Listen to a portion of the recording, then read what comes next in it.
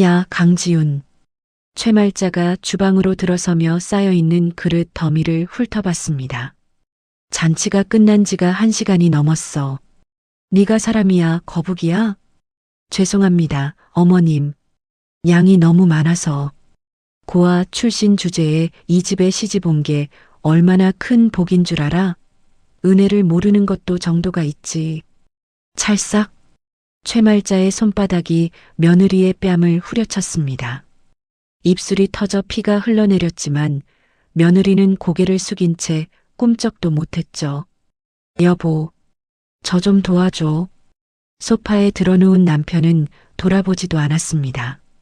시끄러워. 엄마한테 혼나는 건 네가 못나서 그런 거야. 그날 밤 며느리는 피를 토하며 주방 바닥에 쓰러졌습니다.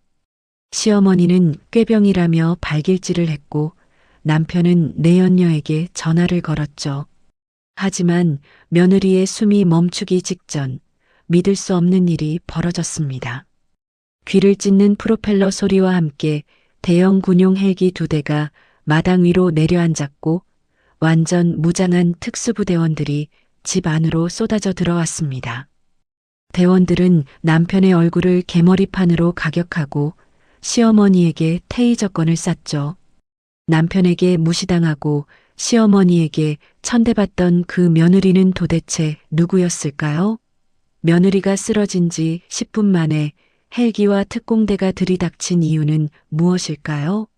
그리고 그 뒤에 벌어진 충격적인 반전은? 사연 시작하기 전에 구독과 좋아요 눌러주시고 지금 어디에서 듣고 계신지 댓글을 남겨주시면 그곳에 행운과 건강이 가득하길 바라겠습니다. 오늘의 사연 시작합니다. 최말자의 칠순 잔치가 끝난 저녁, 박민재의 저택 주방은 전쟁터를 방불케 했습니다. 기름때가 눌어붙은 대형 냄비가 싱크대 양쪽으로 탑처럼 쌓여 있었고 손님 100여 명이 남기고 간 잔반이 검은 쓰레기 봉투 7개를 가득 채우고 있었죠. 강지우는 고무장갑도 없이 맨손으로 기름 범벅이 된 접시를 문질러 닦고 있었습니다. 손등에 갈라진 상처 사이로 세제 거품이 스며들 때마다 손가락이 떨렸지만 입술을 깨문 채 소리 한 번 내지 않았죠. 며칠째 이어진 고열에 이마가 벌겋게 달아올라 있었고 제대로 먹지 못한 몸은 갈대처럼 흔들렸습니다. 지훈의 왼쪽 쇄골 아래에는 손톱만 한 크기의 작은 흉터가 있었는데 그 안에 무엇이 들어있는지는 지훈 자신도 까맣게 잊고 살았습니다. 거실 소파에 대자로 드러누운 박민재가 휴대폰을 들여다보며 낄낄거렸습니다. 화면 안에는 짧은 원피스를 입은 젊은 여자가 보낸 사진이 떠 있었죠. 기다려. 이 집구석 정리되면 바로 나갈게. 오늘 밤 푹 쉬자. 응. 박민재가 능글맞은 목소리로 중얼거리며 답장을 쳤습니다. 주방에서 그릇 부딪히는 소리가 쉴 새 없이 들려왔지만 고개 한번 돌리지 않았죠. 쿵쿵쿵. 주방 문이 벌컥 열리며 최말자가 금빛 자수가 놓인 한복 저고리 차림으로 들어섰습니다. 싱크대에 아직 쌓여있는 그릇 더미를 훑어보는 최말자의 입꼬리가 아래로 쭉 내려갔습니다. 아, 강지훈. 네, 어머님. 잔치가 끝난 지가 1시간이 넘었어. 네가 사람이야, 거북이야? 뭘 이렇게 느려 터졌어? 죄송합니다. 양이 너무 많아서요. 최말자가 성큼 다가와 싱크대에 국그릇 하나를 집어들더니 안쪽 기름때를 손톱으로 벅벅 긁었습니다. 이게 설거지를 한 거야, 만 거야? 기름이 이렇게 덕지덕지. 최말자가 그 그릇을 지훈의 발 앞에 집어던졌습니다.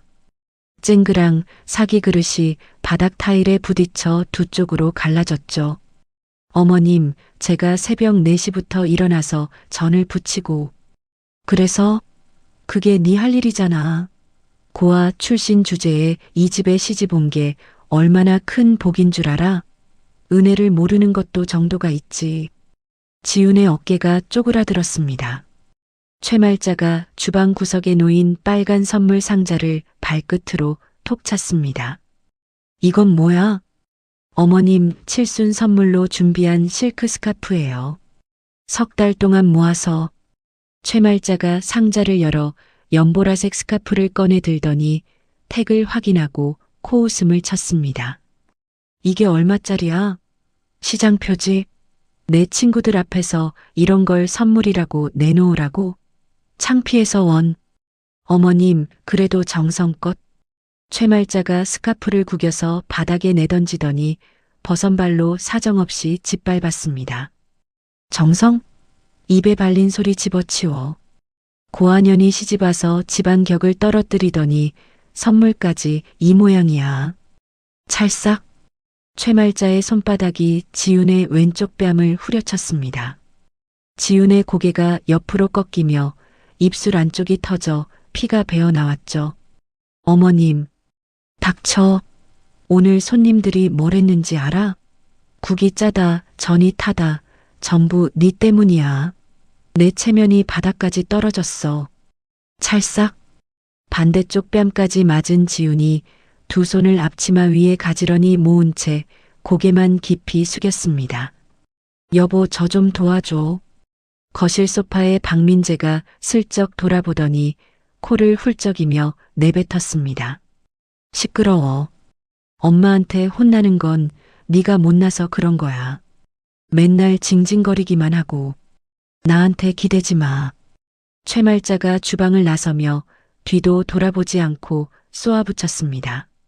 설거지 다 끝내고 마당 청소까지 싹 해놔. 내일 아침에 확인한다. 혼자 남은 지훈이 싱크대 앞에 다시 섰습니다. 접시를 집어드는 손에서 힘이 스르르 빠졌습니다.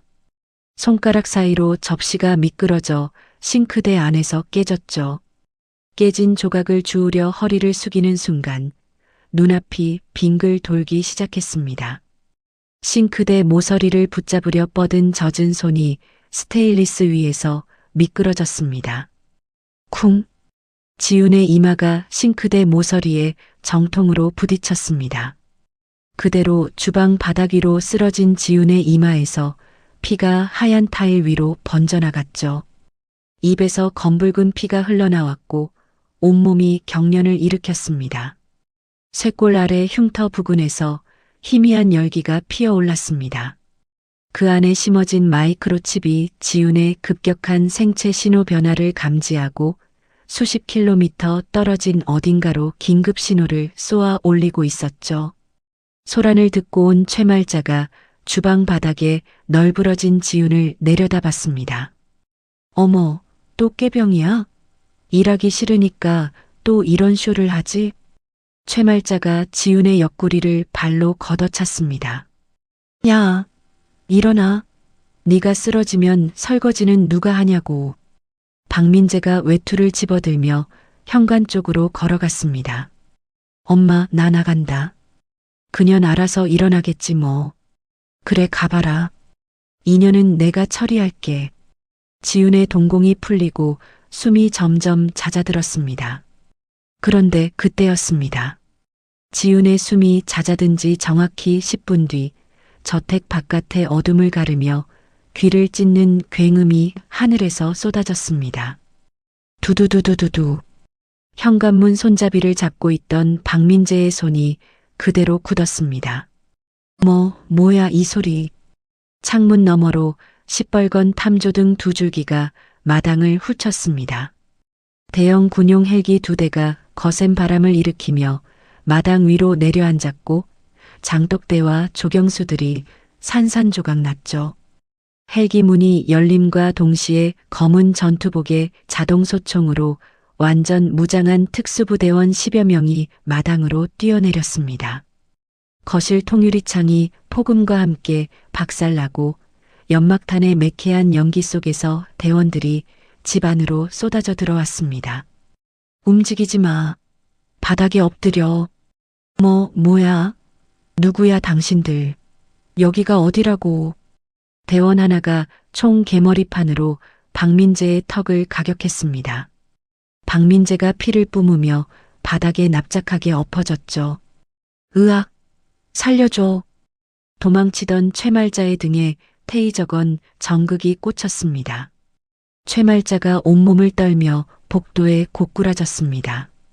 부대장이 주방으로 들어서서 피를 흘리며 쓰러진 지훈을 확인하자 무전기를 움켜쥐었습니다.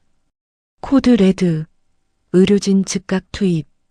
군의관들이 달려와 지훈의 목에 지혈대를 감고 응급 처치를 시작했습니다. 산소호흡기가 지훈의 입과 코를 덮었고 대원들의 호의 속에 들것이 헬기를 향해 옮겨졌죠. 바닥에 엎드린 채 총구가 겨냥된 박민재가 고개를 비틀어 하늘로 떠오르는 헬기를 바라봤습니다. 이게 뭐야? 지훈이한테 왜 도대체 뭐가 어떻게 된 거야? 최말자가 바닥에 엎드린 채 울부짖었습니다. 누구야? 우리 집에서 이게 무슨 짓이야? 당장 나가. 대원이 최말자의 입에 천을 물리며 내뱉었습니다. 조용히 해. 박민재와 최말자가 거실 바닥에 무릎 꿇린 채 점점 멀어지는 헬기의 프로펠러 소리가 밤하늘에 울려 퍼졌습니다. 지훈을 태운 헬기가 어둠 속으로 완전히 사라졌습니다. 하지만 저택의 악몽은 끝나지 않았죠. 헬기가 떠난 직후 검은색 방탄밴 5대가 골목을 꽉 채우며 저택 앞에 줄지어 멈춰 섰습니다. 차문이 열리자 검은 정장에 이어피스를 꽂은 강철그룹 특수보안요원 20여 명이 일사불란하게 뛰어내렸습니다. 보안팀장이 현관 앞에서 특수부대 지휘관에게 신분증을 내밀며 말했습니다. 강철그룹 보안 1팀입니다. 지금부터 현장 수색 권한을 넘겨받겠습니다. 지휘관이 고개를 끄덕이자 요원들이 집 안으로 밀물처럼 쏟아져 들어왔습니다. 거실 바닥에 무릎 꿇린 채 재갈이 물린 박민재의 눈이 커졌죠. 박민재가 재갈 너머로 소리를 질렀지만 요원들은 거들떠보지도 않았습니다. 요원 셋이 주방 옆 다용도실로 향했습니다. 다용도실 안쪽 벽면에 덧대어진 합판을 뜯어내자 그 뒤로 좁은 비밀 창고가 모습을 드러냈죠. 시멘트 벽면에는 검붉은 핏자국이 여러 겹 말라붙어 있었고 녹슨 쇠사슬 2줄이 벽에 박힌 쇠고리에 매달려 있었습니다. 요원이 카메라 셔터를 누르며 팀장에게 보고했습니다. 팀장님, 보셔야 합니다. 이건 감금 흔적입니다. 핏자국이 최소 수십 차례 이상 겹쳐 있습니다.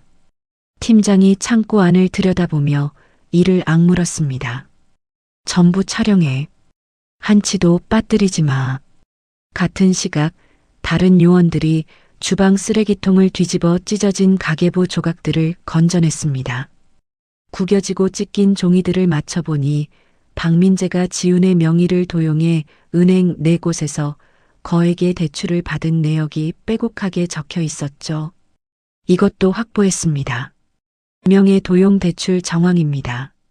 팀장이 고개를 끄덕이며 압수된 박민재의 휴대폰을 기술 요원에게 건넸습니다. 이거 현장에서 바로 풀어. 기술 요원이 노트북에 휴대폰을 연결하고 손가락을 빠르게 움직였습니다. 삭제된 파일들이 복구되기 시작했고 스피커에서 박민재의 목소리가 흘러나왔죠. 보험금이 5억이야. 그년 죽으면 반반 나누는 거다. 알겠지? 여자 목소리가 이어졌습니다. 오빠, 약은 내가 구했어. 조금씩 음식에 타면 돼. 한 달이면 끝나. 좋아. 자연사로 처리되게 깔끔하게 해. 병원 갈 일 없게 아예 밖에 못 나가게 가둬놓을 테니까. 팀장의 얼굴이 돌처럼 굳었습니다. 살인모의 녹음 파일까지 나왔습니다. 이 정도면 됐습니다. 그때 저택 밖에서 요란한 사이렌 소리가 울려 퍼졌습니다. 강철그룹의 긴급 연락을 받고 출동한 경찰 차량 6대와 검찰 특수부 진압 차량 2대가 마당으로 들이닥쳤죠. 관할 경찰서장과 담당 검사가 차에서 내려보안 팀장에게 다가왔습니다. 강철그룹 보안팀에서 통보받고 왔습니다. 증거물은 어디 있습니까? 팀장이 두꺼운 서류 봉투와 휴대폰 복구 데이터가 담긴 USB를 검사에게 건넸습니다. 살인모의 녹음 파일, 명예 도용 대출 내역, 감금 및 학대 증거 사진 전부 여기 있습니다. 검사가 자료를 훑어보더니 입술을 질끈 깨물었습니다. 이 정도면 현장에서 바로 갑니다. 긴급 체포 영장, 전 재산 동결 영장 즉시 집행하겠습니다. 수사관들이 거실로 들어와 박민재의 재갈을 풀었습니다. 박민재가 숨을 몰아쉬며 악을 썼죠. 이게 무슨 짓이야? 나는 아무 잘못도 없어. 변호사 불러. 당장 변호사 불러달라고. 검사가 박민재 앞에 쪼그려 앉아 차가운 목소리로 말했습니다. 박민재, 살인교사, 명예도용, 감금 및 상해 혐의로 긴급 체포합니다. 당신은 변호인의 조력을 받을 권리가 있고 진술을 거부할 권리가 있습니다. 살인교사? 무슨 소리야? 말도 안 돼. 당신 목소리로 된 녹음 파일이 있어요. 보험금 5억, 약을 음식에 타라. 다 당신 입에서 나온 말입니다. 박민재의 얼굴이 백지장처럼 하얗게 질렸습니다. 입이 벌어졌다 닫혔다를 반복했지만 아무 말도 나오지 않았죠. 수사관들이 안방으로 이동해 최말자의 금고를 열었습니다. 금고 안에는 금빛으로 번쩍이는 골드바 수십 개와 돈다발이 빼곡하게 채워져 있었죠. 이거 전부 얼마짜리입니까? 수십억은 됩니다. 전액 범죄 수익금으로 규정하고 압수합니다. 최말자가 재갈이 풀리자마자 비명에 가까운 소리를 질렀습니다. 그거 내 돈이야. 내가 평생 모은 돈이라고. 손대지 마. 손대면 가만 안 둬. 수사관이 최말자를 쳐다보지도 않고 골드바를 압수 박스에 하나씩 담았습니다. 전부 동결 대상입니다. 은행 계좌, 부동산, 차량 포함해서 일체 거래가 정지됩니다. 안 돼. 그건 내 재산이야. 내 아들이 뭘 어쨌다고. 최말자가 수사관의 팔을 붙잡고 매달렸지만 경찰이 최말자의 손을 떼어내고 뒤로 수갑을 채웠습니다. 같은 시각 공항 출국장에서는 큰 캐리어를 끌고 보안 검색대를 통과하려던 박민재의 내연녀가 잠복 경찰에게 팔을 잡혔습니다. 사기 및 살인 예비 혐의로 긴급 체포합니다. 놓으세요. 저는 아무것도 몰라요. 저한테 왜 이래요? 내연녀가 발버둥을 쳤지만 차가운 수갑이 두 손목을 감쌌습니다. 저택 현관 밖으로 수갑이 채워진 박민재와 최말자가 끌려 나왔습니다. 요란한 소동에 몰려 나온 동네 주민들이 스마트폰을 들고 촬영하기 시작했죠. 어머, 저거 최말자 아줌마 아니야? 맨날 동네방네 잘난 척하더니 수갑을 차고 나오네. 아들도 같이 잡혀가. 쯧쯧. 그러게 며느리를 사람 취급을 해야지. 주민들의 수군거림 사이로 박민재와 최말자가 창문에 쇠창살이 박힌 검찰청 호송 차량 뒷좌석에 거칠게 실렸습니다. 호송차 뒷좌석에 내던져진 박민재의 눈에 차량 내부 모니터 옆에 스크랩된 신문 기사 한 장이 들어왔습니다. 강철그룹 강만호 회장, 비공개 가족과 함께한 모습 포착이라는 제목 아래 강만호 회장 옆에 서 있는 젊은 여자의 사진이 실려 있었죠. 흐릿하지만 그 윤곽은 분명했습니다. 박민재의 눈동자가 사진 속 여자의 얼굴 위에 고정됐습니다. 입술이 파르르 떨리더니 호송차 안을 찢어지게 울리는 비명이 터져 나왔습니다. 이게 지훈이야? 강철그룹 회장이랑? 거짓말이지? 거짓말이라고. 호송차 문이 쾅 닫혔습니다. 수사관들이 저택 전체에 노란색 폴리스 라인을 두르고 대문을 쇠사슬로 봉쇄했습니다. 텅 빈 거실 바닥에는 지훈이 흘린 핏자국만이 형광등 불빛 아래 선명하게 남아 있었습니다. 그 시각 서울 도심 한복판에 위치한 강철그룹 본사 건물 옥상에 헬기가 내려앉았습니다. 건물 지하 7층 비밀 VIP 병동으로 통하는 전용 엘리베이터가 열리자 대기하고 있던 의료진 수십 명이 일제히 달려들었죠. 환자 상태 보고 의식 없음. 두부 외상의 내장 출혈 의심됩니다. 맥박이 급격히 떨어지고 있습니다. 수술실 즉시 준비해 수혈용 혈액 전량 확보하고 외과팀 전원 대기시켜. 지훈이 실린 이동식 침대가 복도를 전력으로 질주했습니다. 병동 전체에 빨간 경보등이 돌아가며 적색 경보가 울려 퍼졌죠. 수술실 외부 통제 구역에 휠체어를 탄 노인 한 명이 경호원들에게 둘러싸인 채 도착했습니다. 대한민국 최대 방위산업체 강철그룹의 강만호 회장이었습니다. 백발이 성성한 강만호 회장의 손에는 피가 묻은 연보라색 스카프가 쥐어져 있었죠. 지훈아, 아버지가 늦었다. 이 아비가 너무 늦었어. 강만호 회장이 스카프를 두 손으로 움켜쥐며 눈물을 쏟았습니다. 경호실장이 조심스럽게 다가왔습니다. 회장님, 수술이 시작됐습니다. 우선 안으로 들어가셔서 쉬시는 게. 쉬라고? 내 딸이 저 안에서 피를 쏟고 있는데 내가 잠이 오겠어? 여기서 기다린다. 끝날 때까지. 회장님, 옥체가 편찮으신데 이러시면. 됐어. 한마디만 더 하면 너도 나가. 경호실장이 입을 다물고 한 발짝 물러섰습니다. 강만호 회장에게 지훈은 세상에 단 하나뿐인 외동딸이었습니다. 32년 전 강철그룹의 후계자 자리를 둘러싼 피비린내 나는 권력 다툼이 벌어졌을 때 갓 태어난 지훈의 목숨을 노리는 세력이 있었죠. 강만호 회장은 갓난아기였던 지훈을 보육원에 맡겨 신분을 완전히 지운 뒤 멀리서 그림자처럼 딸의 성장을 지켜봐 왔습니다. 지훈의 쇄골 아래에 이식된 마이크로칩은 만약의 사태에 대비해 강만호 회장이 직접 심어둔 생명줄이었죠. 수술실 빨간 불이 켜진 지 10시간이 지났습니다. 강만호 회장은 휠체어에 앉은 채 한 번도 자리를 뜨지 않았죠. 경호원이 내민 물컵도 담요도 전부 뿌리쳤습니다. 마침내 수술실 문이 열리고 집도이가 마스크를 내리며 나왔습니다. 회장님, 늑골 4곳이 부러져 있었고 장기 손상이 심각했습니다. 지금은 겨우 안정을 찾았습니다. 그래서 어떻단 말이야. 살 수 있는 거야, 없는 거야.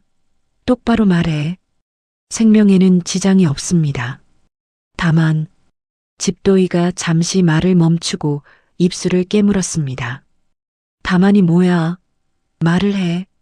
몸 곳곳에서 수십 개의 오래된 흉터가 발견됐습니다. 등, 팔뚝, 허벅지, 갈비뼈 주변까지 최소 서너 회 이상 지속적으로 폭행을 당한 흔적입니다. 제대로 치료를 받은 적이 한 번도 없었던 것으로 보입니다. 강만호 회장의 입술이 파르르 떨렸습니다. 서너 해라고? 내 딸이 서너 해를 그 꼴로 맞고 살았단 말이야? 네. 그리고 영양 상태도 극도로 나빴습니다. 장기간 제대로 된 식사를 못한 흔적이 뚜렷합니다.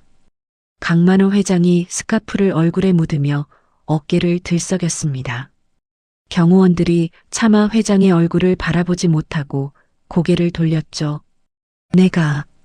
내가 좀 더 일찍 데려왔어야 했어. 이 못난 아비가. 그때 병동 복도 끝에서 두꺼운 서류 가방을 든 남자가 성큼성큼 걸어왔습니다. 검은 정장에 날카로운 눈매, 33살의 강철그룹 최연소 수석 법무팀장 정태현이었습니다. 태연은 유학 시절 지훈과 함께 공부했고 그때부터 지훈을 남몰래 흠모해 온 사람이었죠. 태연이 강만호 회장 앞에 서서 허리를 깊이 숙였습니다.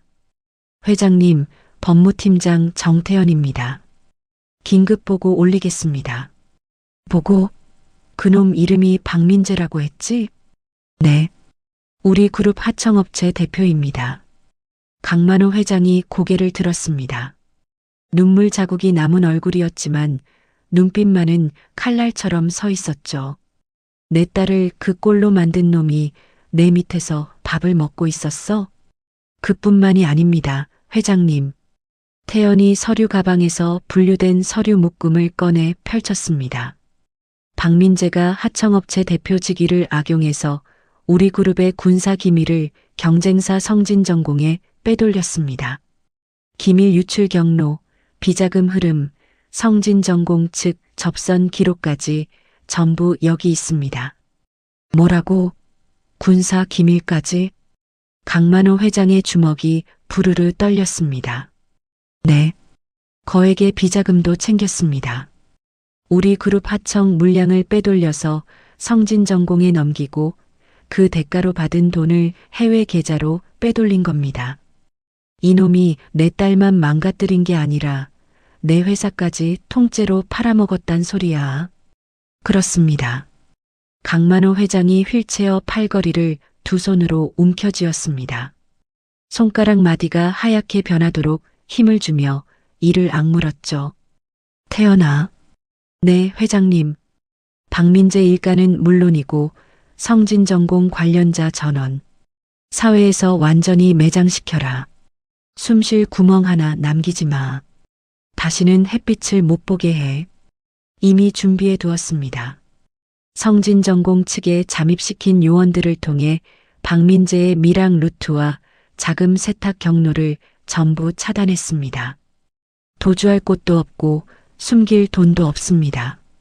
잘했다. 그리고 하나 더. 강만호 회장이 품에서 서류 한 장을 꺼냈습니다. 지훈이의 법적 보호자이자 강철그룹 임시 총괄 대행. 네가 맡아라. 오늘부로 모든 권한을 너한테 넘긴다. 태연의 눈이 잠깐 흔들렸습니다. 회장님, 그건 너무 큰 자리입니다. 제가 감당할 수 있을지. 너밖에 없어. 유학 시절부터 지훈이 곁을 지켜온 건 너잖아. 내가 이 세상에서 믿을 수 있는 건 오직 너뿐이다. 태연이 입술을 꽉 다물고 잠시 눈을 감았습니다. 그리고 정권 위임장을 두 손으로 받아들며 허리를 깊이 숙였죠. 목숨 걸고 지키겠습니다. 지훈이도 강철그룹도. 태연은 무균실 유리창 앞으로 걸어갔습니다. 유리 너머로 창백하게 누워있는 지훈의 얼굴이 보였습니다. 온몸에 감긴 붕대, 얼굴 곳곳에 멍 자국, 가느다란 호흡. 태연이 유리창에 이마를 대고 두 눈을 질끈 감았습니다. 굳게 쥔 주먹에서 손톱이 살을 파고들어 피가 배어 나왔죠. 지훈아, 이 빚은 반드시 갚아주마. 한 푼도 남기지 않고. 태연이 몸을 돌려 경호대원들 앞에 섰습니다. 2층에 개미 한 마리도 접근하지 못하게 해. 출입허가 없이 다가오는 자는 누구든 그 자리에서 제압한다. 알겠나? 알겠습니다. 태연이 전화기를 들어 법무팀으로 연결했습니다. 법무팀 전원 비상 소집이다. 박민재 회사 관련 민형사 소송 전부 오늘 밤 안으로 접수한다. 계약 파기, 횡령, 기밀 유출, 명예 도용, 전부 동시에 간다. 한 건이라도 빠뜨리는 놈은 내일부터 출근하지 마. 전화를 끊은 태연이 다시 유리창 너머의 지훈을 바라봤습니다. 깨어나면 내 손으로 직접 끝장내게 해줄게. 그때까지 내가 판을 전부 깔아놓을 테니까. 조금만 기다려.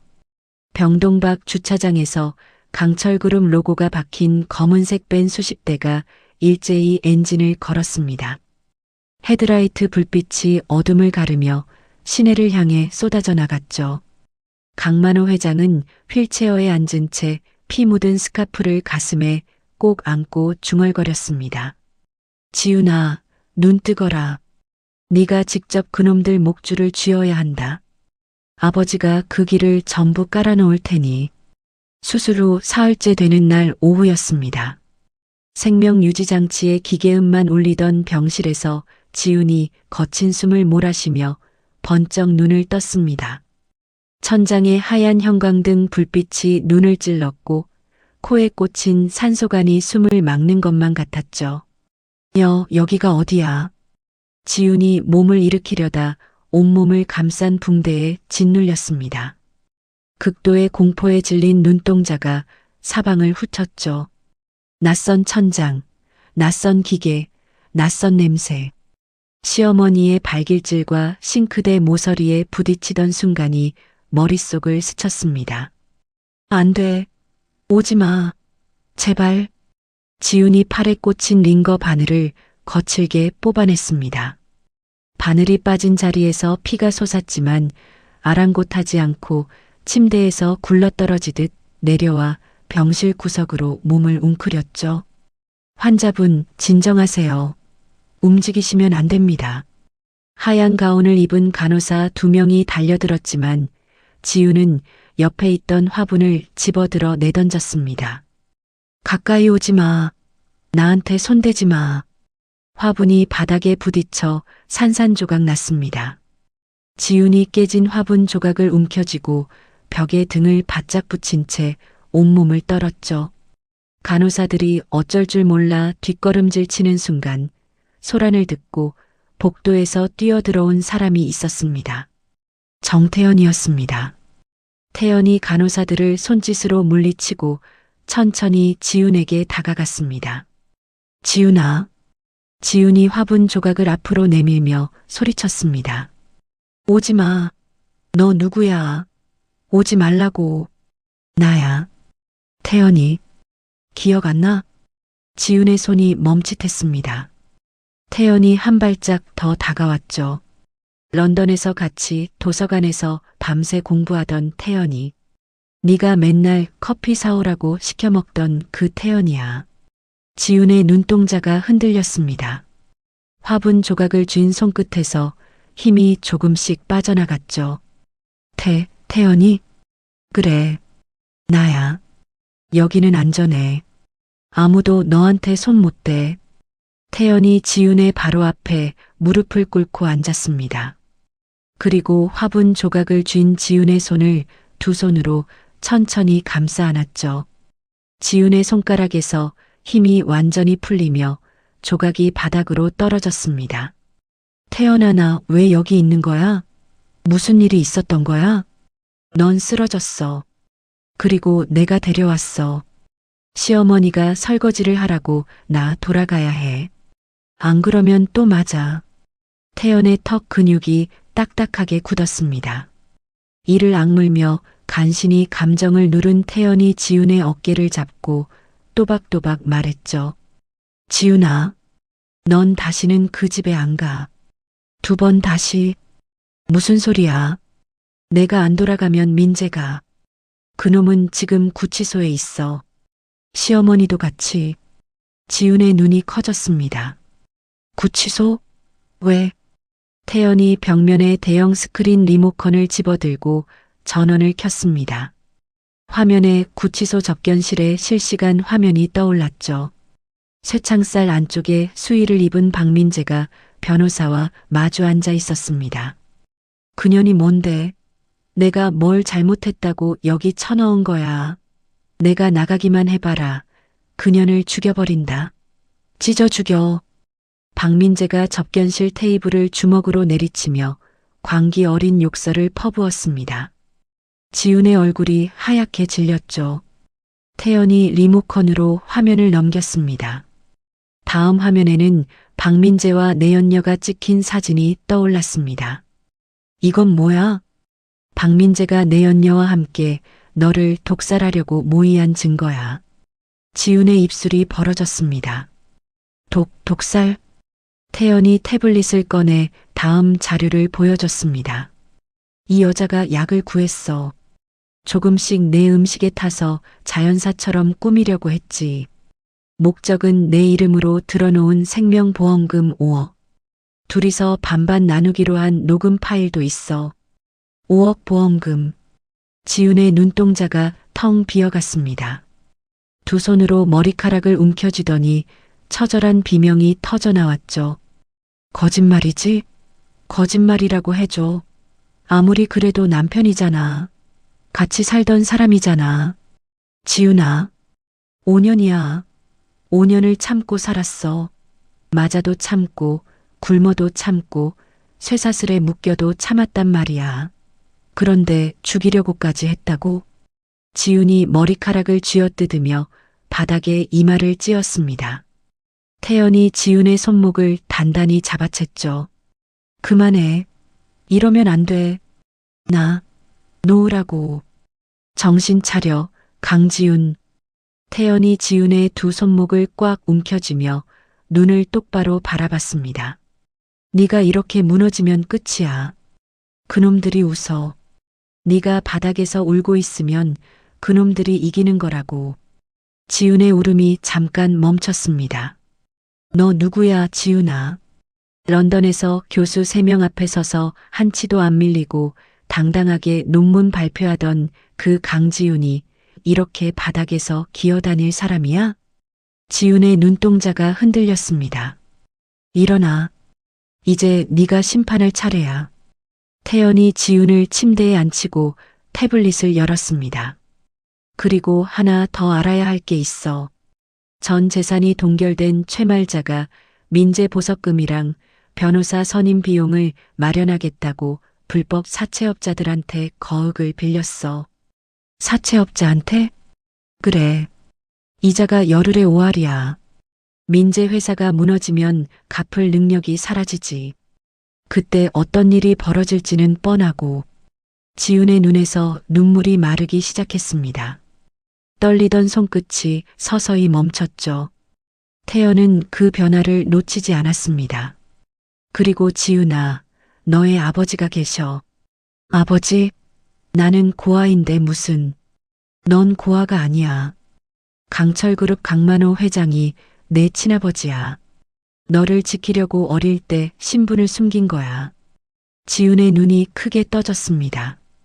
입술이 벌어졌다 닫혔다를 반복했죠. 강철그룹 회장이 내 아버지? 그래. 내 쇄골 아래 흉터 기억나? 아버지가 너한테 심어둔 생체 신호장치야.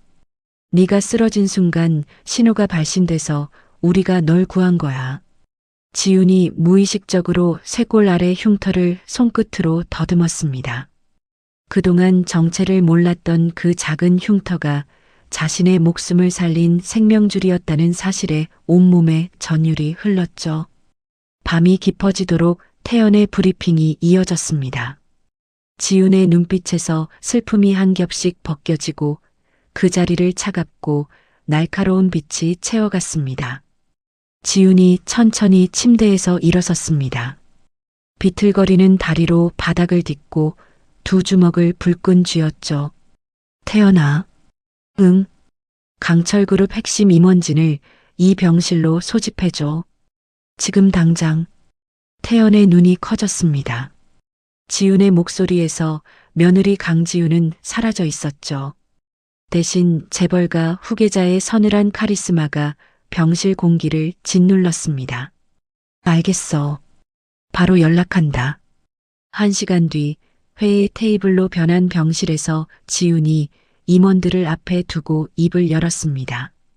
박민재 회사 지분을 전부 사들여. 적대적 인수합병으로 통째로 삼켜. 그리고 하청 계약은 오늘자로 즉각 파기해. 임원들이 서로 얼굴을 마주보며 당황했지만 지훈의 눈빛 앞에서 아무도 이의를 달지 못했습니다. 본부장님, 일정이 너무 촉박합니다. 최소 일주일은 사흘 안에 끝내. 못하겠으면 할 수 있는 사람으로 바꿔. 태연이 태블릿으로 각 부서에 실시간 명령을 하달하며 지훈의 지시를 오차없이 실행했습니다. 회의가 끝나고 임원들이 빠져나간 뒤 지훈이 병실 한쪽 거울 앞에 섰습니다. 거울 속에는 멍투성이 얼굴에 부스스한 머리카락을 늘어뜨린 초라한 여자가 서 있었죠. 지훈이 서랍에서 가위를 꺼냈습니다. 사각. 길고 엉킨 머리카락이 바닥으로 떨어졌습니다. 지훈이 짧고 단정하게 잘린 머리를 손으로 쓸어 올리며 거울 속 자신을 노려봤죠. 강지훈, 오늘부터 네가 죽인다. 병실 문이 열리고 디자이너들이 가져온 최고급 맞춤 정장과 구두가 지훈의 앞에 놓였습니다. 병원복을 벗어 던지고 정장을 차려입은 지훈이 거울 앞에 다시 섰습니다. 거울 속에는 완전히 다른 사람이 서 있었습니다. 강철그룹의 총괄 본부장 강지훈이었죠.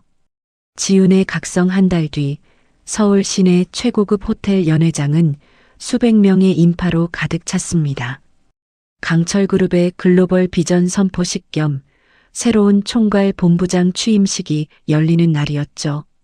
연회장 입구부터 복도까지 빼곡하게 늘어선 취재진의 카메라 플래시가 쉴 새 없이 터졌습니다. 단상 위로 올라선 지훈은 한 달 전 병실 바닥에서 화분 조각을 움켜쥐고 떨던 그 사람이 맞는지 의심이 들 정도였습니다. 완벽하게 재단된 검은색 슈트, 짧게 정돈된 머리카락, 그리고 좌중을 압도하는 서늘한 눈빛. 지훈이 마이크 앞에 서서 입을 열었습니다.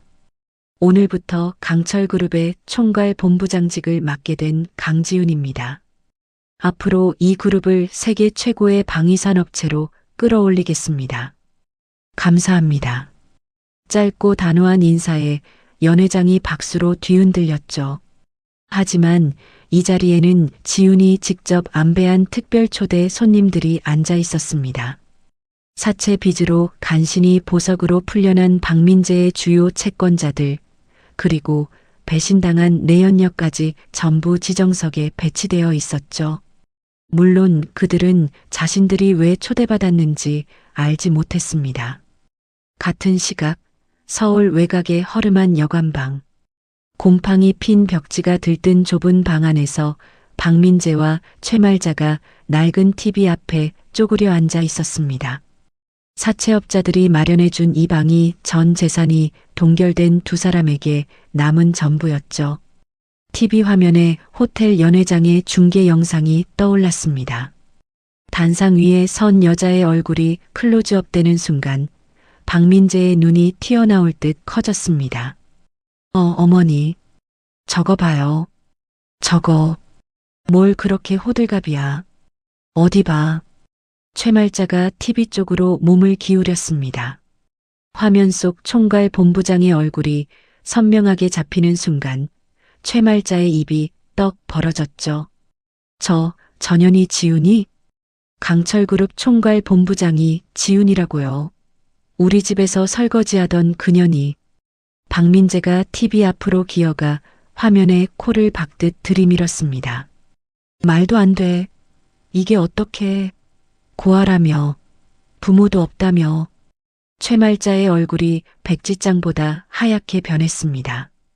입술이 달달 떨리며 중얼거렸죠. 그럼 내가 때린 년이 강철그룹 회장 딸이었다고? 내가 발로 차고 뺨을 때린 년이? 어머니, 이러면 안 됩니다. 가서 빌어야 해요. 살려달라고 빌어야 한다고요. 박민재가 벌떡 일어나 슬리퍼를 신고 문 밖으로 뛰쳐나갔습니다. 최말자도 허둥지둥 뒤를 따랐죠. 30분 뒤 호텔 로비. 땀에 젖은 추리닝 차림의 박민재가 로비 한가운데로 뛰어들었습니다. 경호원들이 즉시 앞을 가로막았죠. 비키라고. 내 아내야. 지훈이는 내 아내란 말이야. 입장이 불가합니다. 물러나십시오. 제발. 지훈아. 나야. 민재야. 나 좀 봐줘. 한 번만 봐줘. 박민재가 경호원들 사이로 무릎을 꿇고 로비 바닥에 이마를 찧었습니다. 잘못했어. 내가 잘못했어. 제발 한 번만 기회를 줘. 살려줘. 소란을 듣고 연회장 안에서 지훈이 천천히 걸어 나왔습니다. 수백 명의 시선이 일제히 로비로 쏠렸죠. 지훈이 로비 바닥에 엎드린 박민재를 내려다봤습니다. 서늘한 눈빛이 박민재의 정수리 위에 꽂혔죠. 민재야, 고개 들어봐. 박민재가 눈물 범벅이 된 얼굴을 들었습니다. 지훈아. 너 나한테 뭐라고 했었지? 시끄러워. 엄마한테 혼나는 건 네가 못나서 그런 거라고 했었지? 그때는 내가 몰라서 나를 죽이려고 한 것도 몰라서 그런 거야? 박민재의 입이 벌어졌다 다쳤습니다. 보험금 5억.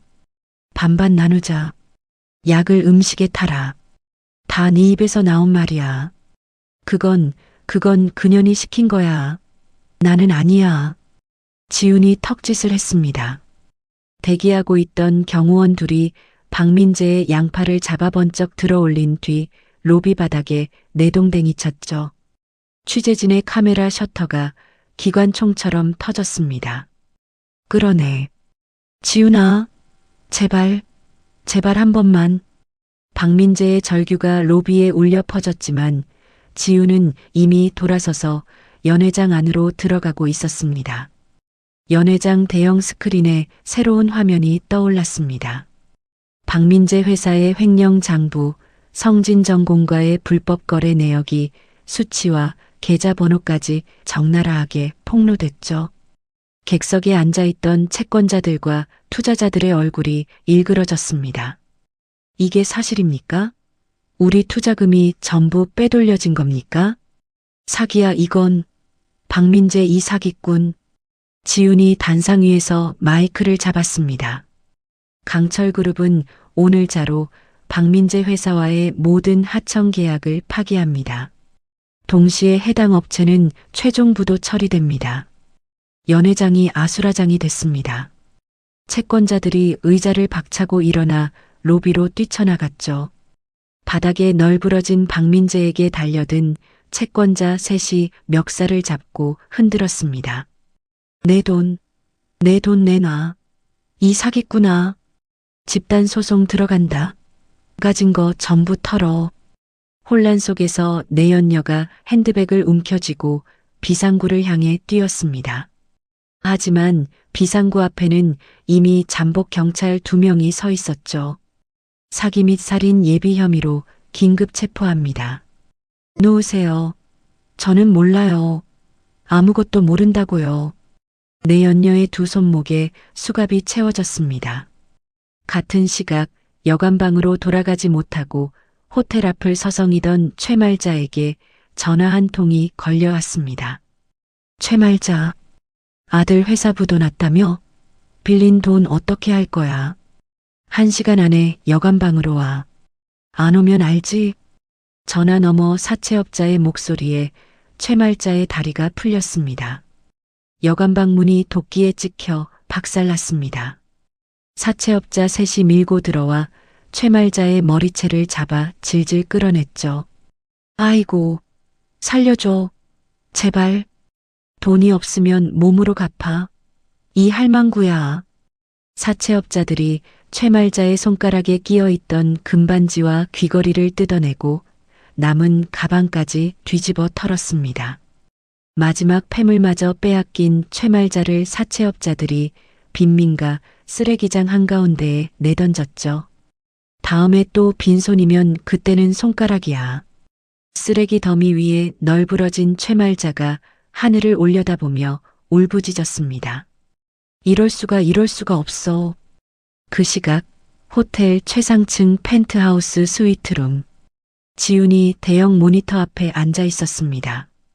화면 하나에는 채권자들에게 짓밟히는 박민재가, 다른 화면에는 쓰레기장에서 오열하는 최말자가 실시간으로 비치고 있었죠. 지훈이 모니터를 바라보는 얼굴에는 아무런 감정이 없었습니다. 손가락 끝 하나 떨리지 않았죠. 뒤에서 샴페인 잔 2개를 들고 태연이 다가왔습니다. 끝났어.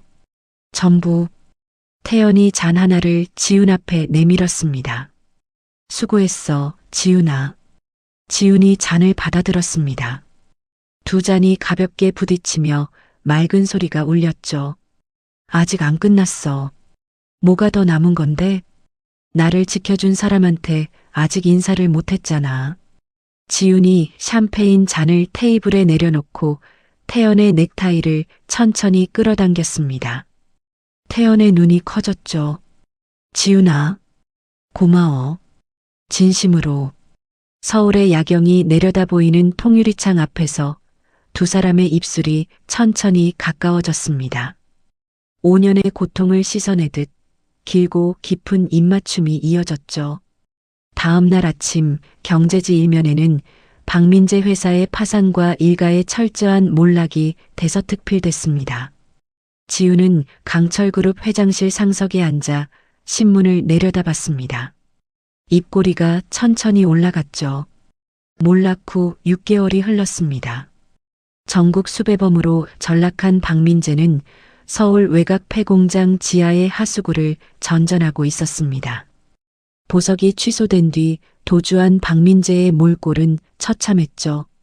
수염이 덥수룩하게 자라 얼굴을 덮었고 찢어진 점퍼에서 악취가 풍겼습니다.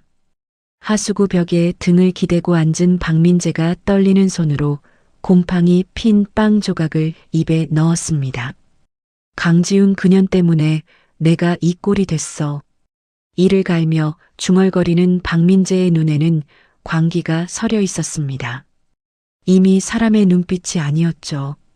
박민재가 바닥에 쓰레기 더미를 뒤지기 시작했습니다. 기름때 묻은 비닐봉지 아래 녹슨 캔 사이에서 손바닥만 한 검은 휴대폰 하나를 꺼냈죠. 성진전공 측 요원이 만약을 대비해 건네줬던 대포폰이었습니다. 박민재가 떨리는 손가락으로 번호를 눌렀습니다. 나야. 박민재. 전화기 너머에서 차가운 남자 목소리가 흘러나왔습니다. 아직 살아있었나? 뭘 원하지? 강철그룹. 그년을 끝내고 싶어. 방법을 줘. 끝내겠다고? 어떻게? 네가 뭘 할 수 있는데? 뭐든 해. 나 죽어도 상관없어. 그년만 끝나면 돼. 전화기 너머에서 잠시 침묵이 흘렀습니다. 재미있군. 마침 우리도 강철그룹 때문에 목줄이 조여오고 있었어. 좋아. 쓸만한 게 하나 있긴 하지. 뭔데? 코엑스에서 강철그룹 신기술 발표회가 열려. 수천 명이 모이지. 거기서 한 방에 끝내는 거야. 박민재의 눈이 번뜩였습니다. 어떻게? 네가 직접 들어가. 조명 기사로 위장시켜 줄 테니까. 나머지는 우리가 준비해 줄게. 좋아. 하겠어. 단 한 가지 조건이야. 넌 일회용이야. 살아서 나올 생각은 버려. 박민재가 하수구 벽에 머리를 기대며 씩 웃었습니다. 상관없어. 저승에서 그년 얼굴 보는 것도 나쁘지 않지. 며칠 뒤 성진전공 측 요원이 폐공장으로 찾아왔습니다. 검은 가방 안에는 고성능 폭약과 데드맨 스위치가 들어 있었죠. 이게 데드맨 스위치야. 손에 쥐고 있으면 아무 일 없어.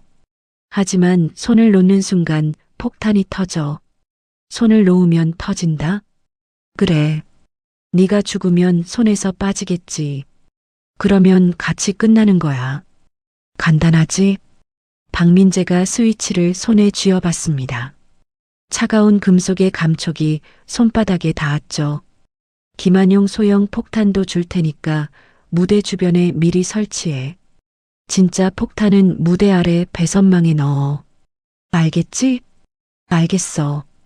요원이 몸을 돌리며 마지막으로 내뱉었습니다. 실패하면 너만 죽는 거야. 우린 모르는 일이니까. 코엑스 대형 전시장. 강철그룹의 차세대 드론 요격 시스템 발표회 당일이었습니다. 수천 명의 관람객과 해외 바이어들이 전시장을 가득 메웠고 입구부터 강철그룹의 최신 기술 전시물이 줄지어 놓여 있었죠. 조명 기사 명찰을 목에 건 박민재가 2층 메인 방송 통제실로 올라갔습니다. 가짜 신분증을 보안 요원에게 내밀자 별다른 의심 없이 통과됐죠. 통제실 안에는 직원 2명이 모니터를 보고 있었습니다. 박민재가 뒤에서 다가가 한 명의 목을 팔로 감아 조르고 다른 한 명의 머리를 모니터에 내리찍었습니다. 두 직원이 바닥에 쓰러지자 박민재가 케이블 타이로 손발을 묶고 입에 천을 물렸습니다.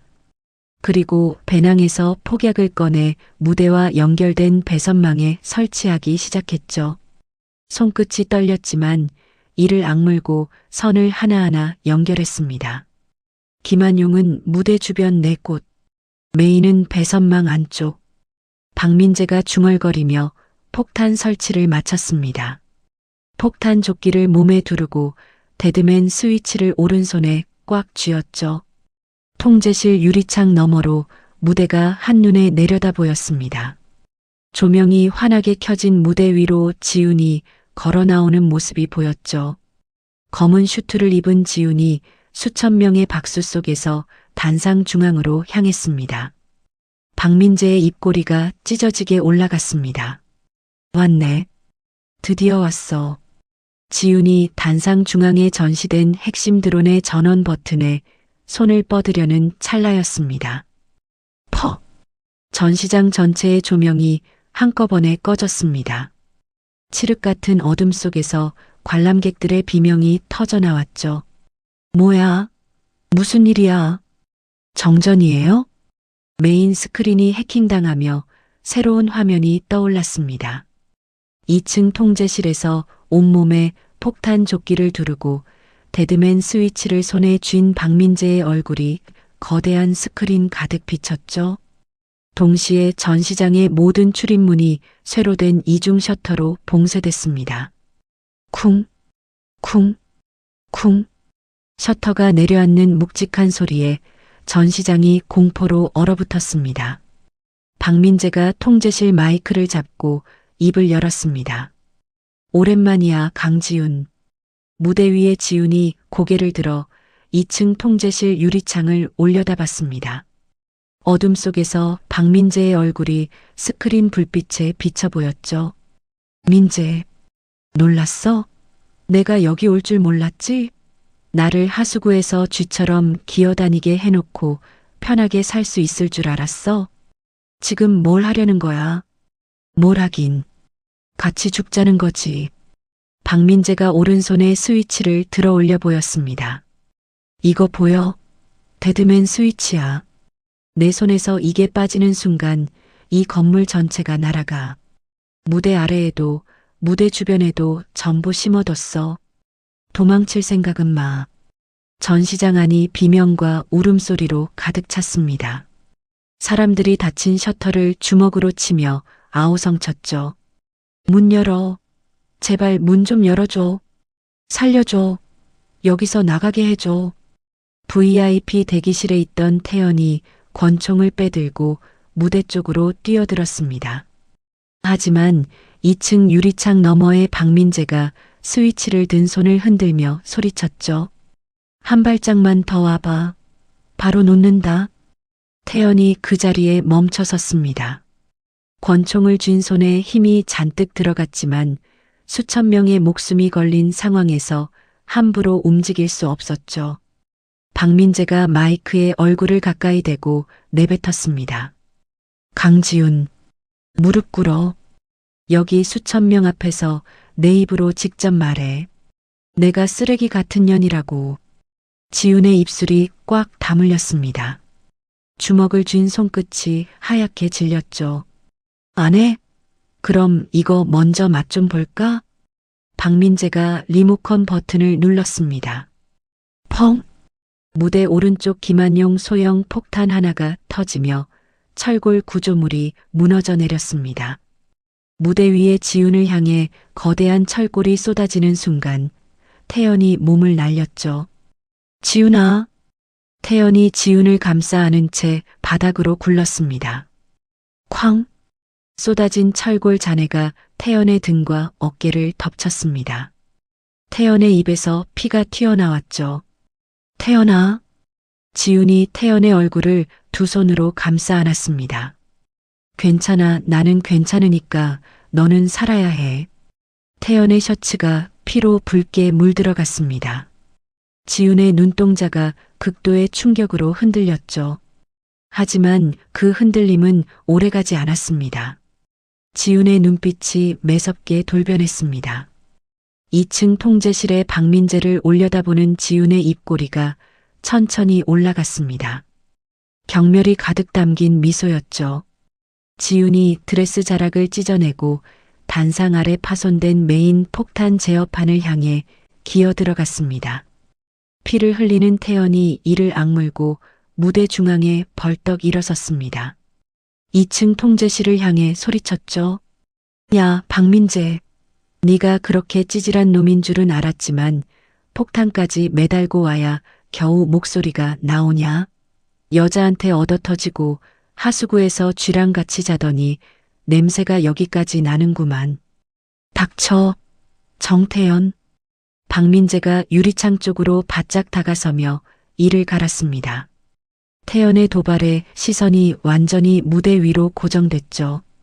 지훈이 어둠 속 단상 아래에서 폭탄 제어판의 뚜껑을 뜯어내고 있었습니다. 박민재는 그 사실을 전혀 알아채지 못하고 있었습니다. 칠흑 같은 단상 아래에서 지훈이 휴대폰 불빛에 의지한 채 폭탄 제어판을 들여다봤습니다. 복잡하게 얽힌 전선 다발과 폭약 뇌관, 그리고 통제실과 연결된 데드맨 스위치 수신기가 빨간 불을 깜빡이고 있었죠. 지훈의 손이 떨렸습니다. 하지만 머릿속에서는 과거 강철그룹 후계자 시절 받았던 특수훈련의 기억이 되살아나고 있었죠. 폭발물 구조, 기폭장치, 전파 수신 차단. 먼지 쌓인 기억의 서랍이 하나씩 열렸습니다. 초록색은 함정, 빨간색이 전원 라인. 수신기부터 끊어야 해. 지훈이 머리핀을 빼 날카로운 끝으로 제어판 외장을 뜯어냈습니다. 안쪽에는 초록색과 빨간색 전선이 교차되어 있었죠. 초록색 선 3줄이 빨간색 선을 감싸고 있었습니다. 초록색을 건드리면 즉발, 빨간색만 끊으면 되는데 수신기가 살아있으면 소용없어. 지훈이 손목에 두꺼운 금속 시계를 풀었습니다. 강만호 회장이 취임 선물로 준 시계였죠. 지훈이 시계 뒷면을 바닥에 내리쳐 금속판을 분리해냈습니다. 이걸 수신기 회로 사이에 넣으면 전파 교란이 생겨. 몇 초라도 시간을 벌 수 있어. 지훈이 금속판을 수신기 회로 사이에 밀어 넣었습니다. 지직. 금속 스파크가 튀며 수신기의 빨간 불이 불규칙하게 깜빡이기 시작했죠. 무대 위에서는 태연이 피를 흘리면서도 박민재의 시선을 끌고 있었습니다. 야, 박민재. 네가 왜 망한 줄 알아? 머리가 나빠서야. 지훈이한테 당하고도 뭐가 잘못된 줄 모르는 그 멍청한 대가리 때문이라고. 닥쳐. 한마디만 더 하면 진짜 놓는다. 놓아봐. 놓을 수 있으면 놓아보라고. 니도 같이 죽는 건데 손이 떨려서 못 놓겠지? 비겁한 놈. 이 자식이. 박민재가 이를 갈며 통제실 유리창에 이마를 박듯 들이밀었습니다. 태연의 도발에 이성이 완전히 날아간 박민재의 눈에는 무대 위 태연만 보였죠. 그 틈을 노렸습니다. 전시장 천장의 유리돔 위로 경찰 특공대 저격수 2명이 엎드려 조준경을 들여다보고 있었습니다. 저격수의 십자선이 박민재의 오른쪽 손목 위에 정확히 고정됐죠. 타겟 확인. 손목의 조준 완료. 대기. 신호를 기다려. 단상 아래에서 지훈이 수신기의 깜빡임을 확인하며 중얼거렸습니다. 교란 시작됐어. 지금이야. 지훈이 단상 틈새로 손을 내밀어 무대 위 태연을 향해 3번 두드렸습니다. 태연이 그 신호를 알아챘죠. 태연이 오른손을 번쩍 들어 올렸습니다. 탕. 천장 유리돔을 뚫고 날아간 총탄이 통제실 유리창을 산산조각 내며 박민재의 오른쪽 손목을 정확히 관통했습니다. 으아악. 박민재가 비명을 지르며 손목을 움켜쥐었습니다. 잘려나간 손에서 데드맨 스위치가 바닥으로 떨어졌죠. 딸깍. 스위치의 압력이 해제되며 기폭 신호가 폭탄으로 송출됐습니다. 전시장 안에 수천 명이 숨을 멈춘 순간이었죠. 하지만 지훈이 설치해둔 금속판의 전파 교란 때문에 기폭 신호가 뇌간에 도달하는 속도가 느려졌습니다.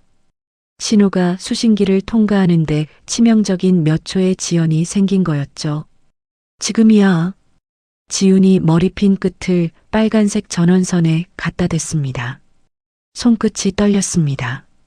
초록색 함정 선과의 간격이 손톱 한 장 차이도 되지 않았죠. 떨리면 안 돼. 떨리면 끝이야. 지훈이 이를 악물고 숨을 멈췄습니다. 손가락이 멈추는 순간 머리핀 끝이 빨간색 선을 정확히 걸어 잡아당겼습니다. 뚝! 날카로운 파열음과 함께 전원선이 끊어졌습니다. 폭탄 타이머의 빨간 숫자가 0.3을 찍은 채 멈췄죠. 수신기의 불빛이 꺼지고 기폭 장치가 완전히 정지했습니다. 지훈의 온몸에서 힘이 빠졌습니다. 단상 아래 먼지투성이 바닥에 이마를 대고 거친 숨을 몰아쉬었죠. 해냈어, 해냈어. 2층 통제실에서는 특수대원들이 섬광탄을 터뜨리며 진입했습니다. 움직이지 마. 바닥에 엎드려. 피를 쏟으며 바닥에 쓰러진 박민재의 뒷덜미를 대원의 군하가 짓밟았습니다. 죽여줘. 닥치고 가만히 있어. 대원이 박민재의 팔을 비틀어 등 뒤로 꺾고 수갑을 채웠습니다. 전시장 안에 숨을 죽이고 있던 수천 명의 인파가 폭발이 멈췄다는 사실을 깨닫는 순간 여기저기서 안도의 울음이 터져 나왔습니다. 살았어. 살았다고. 세상에. 단상 아래에서 먼지를 뒤집어 쓴 채 기어나온 지훈이 무대 위를 바라봤습니다. 철골 잔해 사이에서 피를 흘리며 쓰러져 있는 태연이 보였죠. 태연아. 지훈이 무릎이 까지는 것도 모르고 기어가 태연의 머리를 품에 안았습니다. 태연아, 눈 떠. 제발. 태연이 피투성이 얼굴로 간신히 눈을 떴습니다. 지훈아, 해체했어? 응. 해냈어. 다 끝났어. 그러니까 눈 감지 마. 알겠지? 다행이다. 네가 살아서. 태연의 눈이 스르르 감기려 했습니다. 지훈이 태연의 뺨을 두 손으로 감싸며 소리쳤죠. 정태연, 눈 감지 마. 나 혼자 두고 가면 안 돼. 들려? 태연의 입꼬리가 희미하게 올라갔습니다. 안 가, 어디도 안 가. 셔터가 열리고 구급 대원들이 쏟아져 들어왔습니다. 지훈은 들것에 실려가는 태연의 손을 끝까지 놓지 않았죠. 같이 타요. 제가 안 놓을 겁니다. 구급 대원이 고개를 끄덕였습니다. 지훈이 태연의 손을 꽉 쥔 채 구급차에 올랐죠. 구급차 문이 닫히고 사이렌이 울렸습니다. 지훈이 태연의 손등에 이마를 대고 눈을 감았습니다. 고마워. 나 지켜줘서. 이번엔 내가 지킬게. 테러 사건 발생 한 달 뒤 서울중앙지방법원 대법정. 방청석은 빈자리 하나 없이 가득 찼습니다. 취재진의 카메라가 법정 곳곳에서 번쩍였고 법정 밖 복도에는 입장하지 못한 사람들이 줄지어 서 있었죠.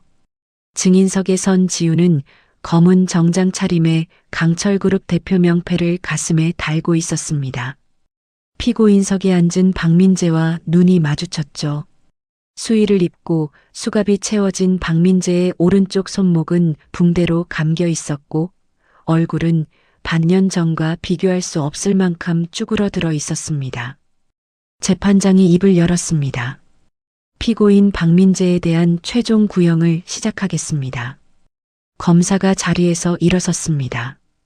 피고인 박민재는 아내에 대한 상습 폭행 및 감금, 생명보험금을 노린 살인 교사, 군사 기밀 유출, 가리고 수천 명의 목숨을 위협한 폭탄 테러 미수까지 인간으로서 저지를 수 있는 범죄의 한계를 넘어선 자입니다.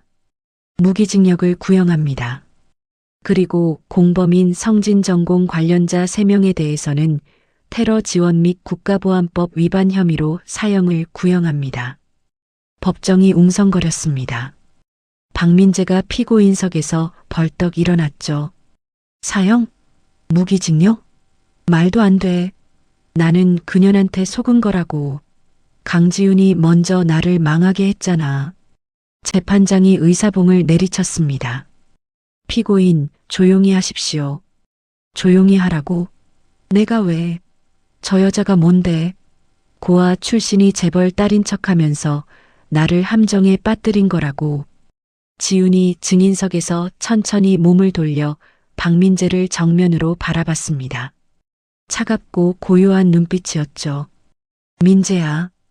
법정이 조용해졌습니다. 내가 고아였으면 때려도 되는 거야? 내가 재벌 딸이 아니었으면 죽여도 되는 거야? 박민재의 입이 벌어졌다 닫혔습니다. 너는 5년 동안 나를 때리고 가두고 굶기고 죽이려고까지 했어. 내 아버지가 누군지는 상관없어. 나는 사람이야.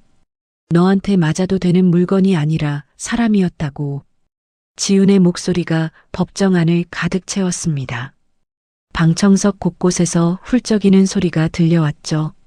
나는 너한테 복수하려고 돌아온 게 아니야. 다시는 나 같은 사람이 없게 하려고 돌아온 거야. 재판장이 최종 판결을 선고했습니다. 피고인 박민재, 무기징역을 선고합니다. 피고인 성진전공 관련자 3인, 사형을 선고합니다. 박민재가 발악하며 법정 경위에게 끌려나갔습니다. 안 돼. 이건 불공평해. 강지훈, 너 두고 보자. 두고 봐. 끌어내. 법정 경위 둘이 박민재의 양팔을 잡아 질질 끌고 나갔죠. 박민재의 절규가 복도까지 울려 퍼졌지만 지훈은 눈 한 번 깜빡이지 않았습니다. 그때 방청석 뒷자리에서 비명이 터졌습니다. 어머, 저 사람 쓰러졌어요. 사채업자들에게 폭행당해 휠체어를 타고 참관하던 최말자가 아들의 무기징역 선고를 듣는 순간 의자에서 미끄러져 바닥으로 고꾸라진 거였죠. 최말자의 입에서 거품이 흘러나왔고 온몸이 뻣뻣하게 굳어갔습니다. 의료진 불러. 법원 의무실로 실려간 최말자는 전신 마비 판정을 받았습니다. 칠순 잔치에서 며느리를 발로 걷어차던 그 다리로는 다시는 한 발짝도 걸을 수 없게 된 거였죠. 모든 재판이 끝난 후 지훈은 쇠사슬로 봉쇄되어 있던 과거 시댁 저택을 찾았습니다. 노란 폴리스 라인이 바람에 펄럭이는 대문 앞에 서서 잠시 저택을 올려다봤죠. 포크레인의 엔진 소리가 울렸습니다. 거대한 집게가 저택의 지붕을 물어뜯기 시작했죠. 콘크리트 덩어리가 무너져 내리고 먼지가 하늘 높이 피어올랐습니다.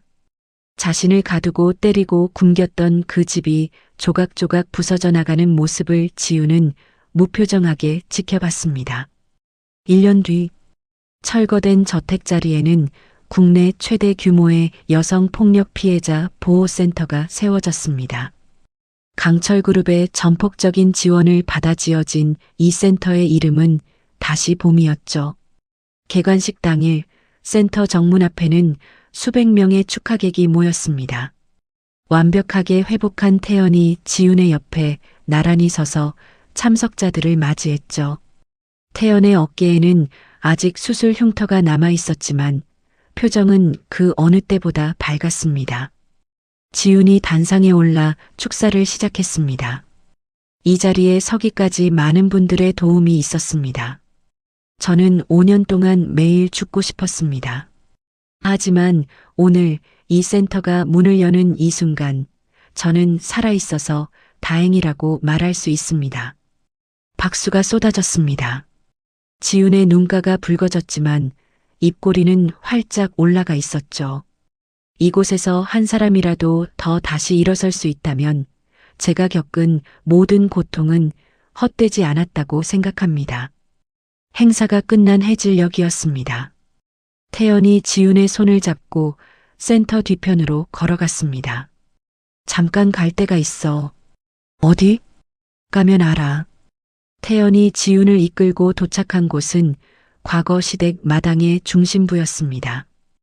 헬기가 착륙했던 바로 그 자리, 지훈이 피를 흘리며 쓰러졌던 바로 그곳에 지금은 작은 정원이 만들어져 있었죠. 붉은 노을이 정원 위로 쏟아지고 있었습니다. 여기서 뭐 하려고? 태연이 대답 대신 지훈의 앞에 무릎을 꿇었습니다. 주머니에서 작은 상자를 꺼내 열자 다이아몬드 반지가 노을빛을 받아 눈부시게 빛났죠. 태연아, 지훈아, 내가 너를 처음 본 건 런던 도서관이었어. 네가 커피를 쏟고 허둥대는 모습을 보고 웃었지. 그때부터 지금까지 단 하루도 너를 잊은 적이 없었어. 지훈의 눈에 눈물이 고였습니다. 앞으로도 내 곁에 있을게. 평생 네가 허락해준다면. 지훈이 두 손으로 입을 가렸습니다. 눈물이 볼을 타고 흘러내렸죠.